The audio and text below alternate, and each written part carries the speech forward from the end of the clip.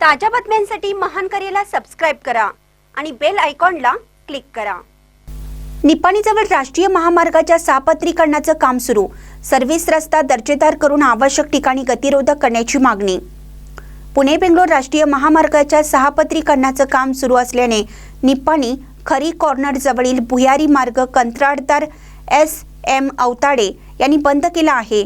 त्यामुळे यर्नाळ, शिरकुप्पी, गोंदीकुप्पी, शेंडूर, बुदलमुग, पांगीर, तहसीलदार plot, बडमंजी plot, Birdev नगर व परिसरातील नागरिकांना हॉटेल गोल्डन स्टार मार्गे महात्मा गांधी रुग्णालयासमोरून निपाणी शहरात ये-जा करावी लागत आहे।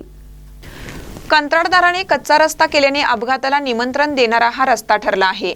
याकडे लोकप्रतिनिधींनी लक्ष देऊन रस्त्याचे डांबरीकरण करून द्यावे अशी मागणी वाहनधारक व नागरिकांमधून होऊ लागली आहे।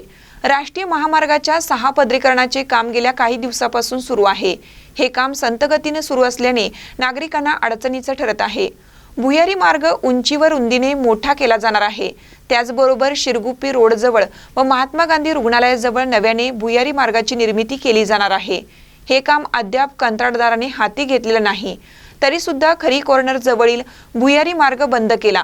त्यामुळे या भागातील नागरिकांना गांधी हॉस्पिटल मार्गे फिरून शहरात ये-जा करावी लागत आहे।